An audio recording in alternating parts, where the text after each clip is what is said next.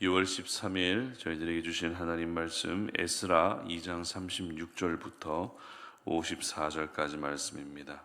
제사장들은 예수아의 집 여다야 자손이 973명이요 임멜 자손이 1052명이요 바수훌 자손이 1247명이요 하림 자손이 1017명이었더라.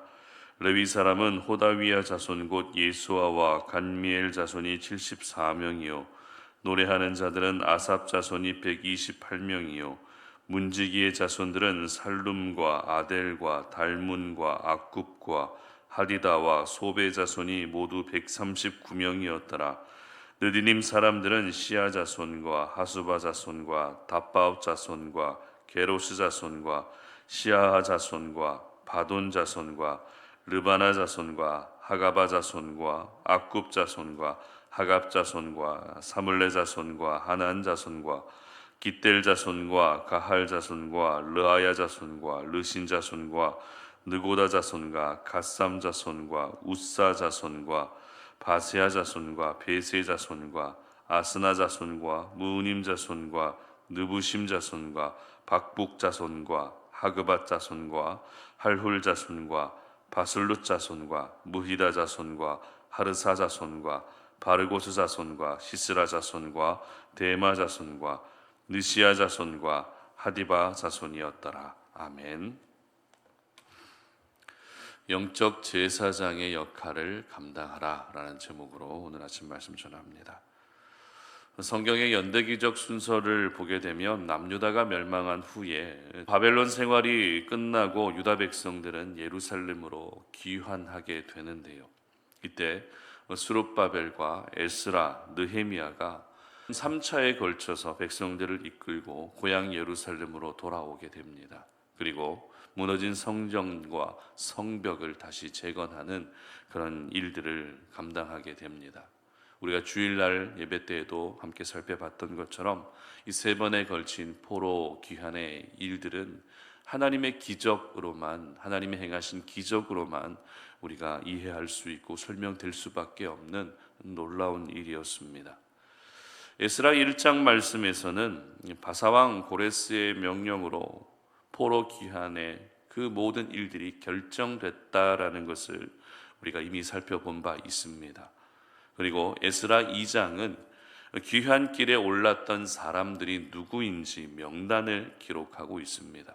그 중에 먼저 언급된 사람들은 평범한 백성들이었고, 그리고 오늘 본문에 언급되고 있는 사람들은 제사장과 레위인 그리고 느디님 사람들이 포로로 귀환하게 됐습니다.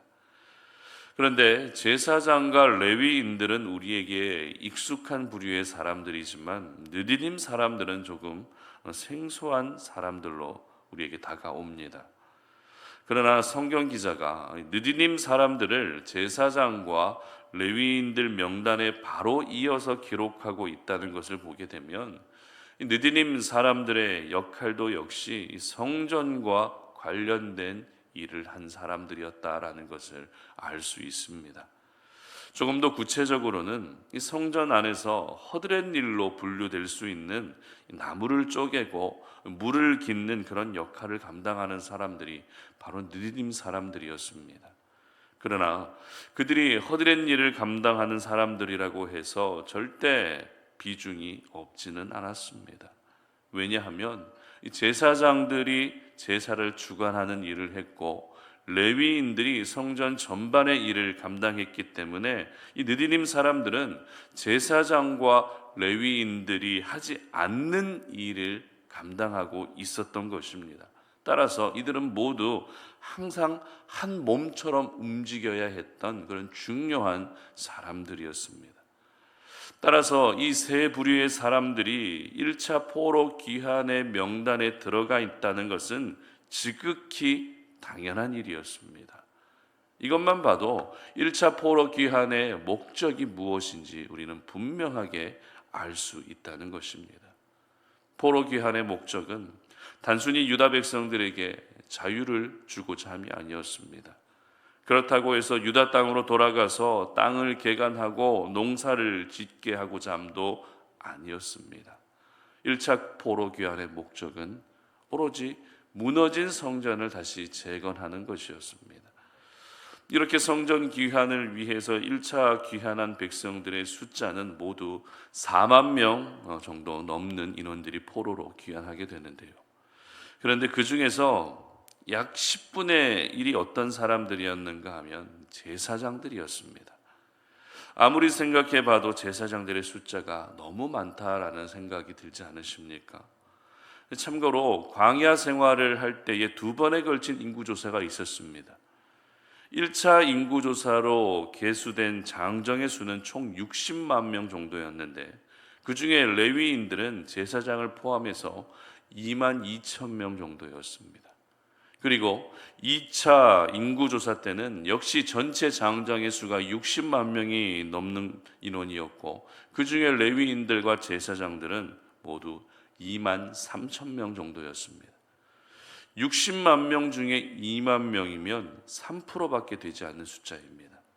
그런데 오늘 본문에서는 어떻습니까?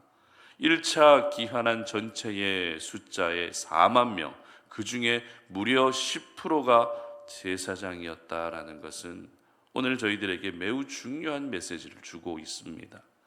그것은 바로 이 제사장들이 포로 귀환과 성전 재건하는 일에 적극적으로 앞장서서 그 역할을 감당했다는 것입니다.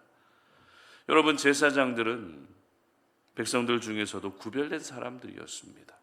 지도자로 인식된 사람들이었습니다. 그런 사람들이 4천 명이 넘는 숫자가 귀환했기 때문에 이것을 지켜보고 있던 유다 백성들에게는 나도 예루살렘으로 가서 성전을 재건하는 일에 힘을 보태야 되겠다라고 하는 동기부여가 되는 사건이었습니다.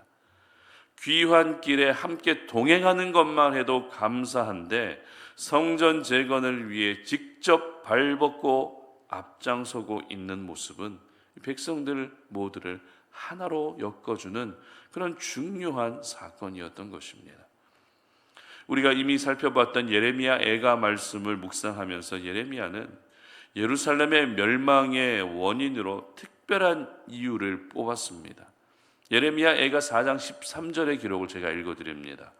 그의 선지자들의 죄들과 제사장들의 죄악들 때문이니 그들이 성읍 안에서 의인들의 피를 흘렸도다. 아멘.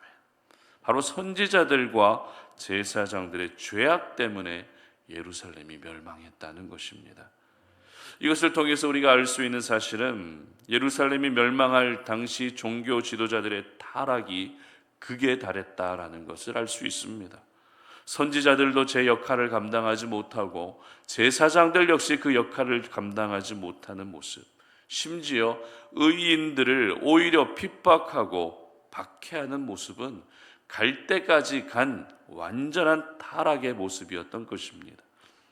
그런데 포로 생활이 끝나고 예루살렘으로의 그 귀한 길에 오른 사람의 10%가 제사장들이었다는 것은 분명 그들 가운데 다시 회개의 은혜가 있었다라는 것을 짐작할 수 있는 그런 모습이었습니다.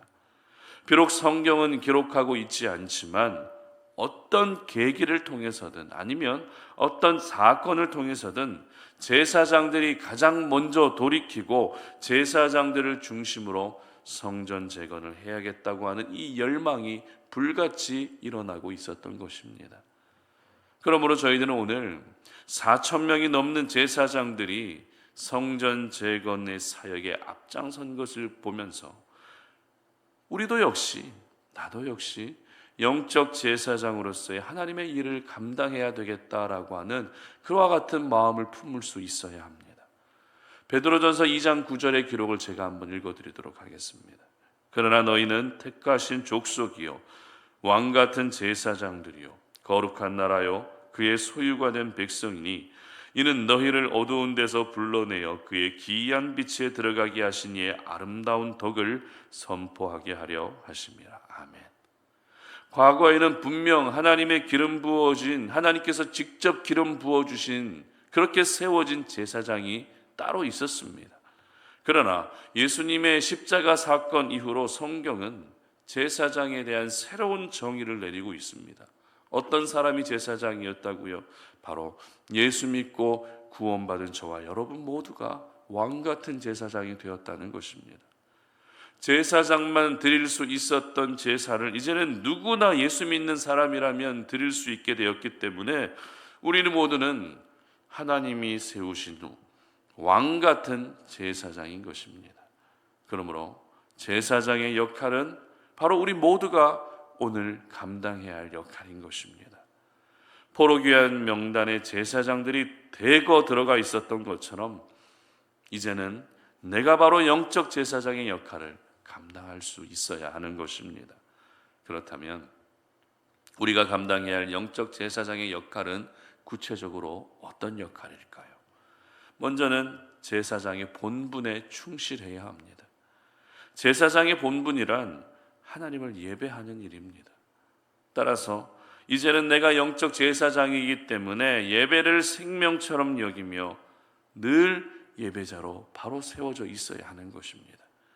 그리고 우리가 또 하나 감당해야 될 영적 제사장의 역할은 바로 교회를 세워가는 일에 충성을 다하는 것입니다. 오늘 본문에서는 물리적인 성전을 다시 재건하는 것이었지만 이제는 주님의 몸된 교회가 더 건강해질 수 있도록, 더 성장하고 부흥할 수 있도록 교회를 세우는 일에 온전히 헌신하고 충성할 수 있어야 합니다. 그리고 영적 제사장의 역할은 또 있습니다. 바로 솔선수범하는 것입니다. 4만 명이 넘는 명단 중에 10%가 제사장이었습니다. 제사장들은 하나님이 주시는 감동을 따라서 솔선수범했고 그 결과 4천 명이 넘는 인원이 함께 움직이게 됐던 것입니다. 그러므로 특별히 믿음과 관련된 일에 있어서는 우리는 항상 솔선수범할 수 있어야 합니다.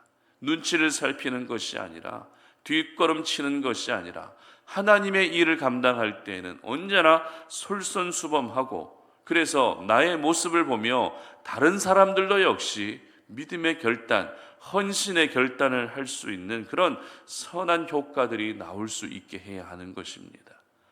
그리고 영적 제사장의 가장 중요한 역할이 있습니다. 바로 여러분의 가정 안에서 영적 제사장의 역할을 감당할 수 있어야 합니다.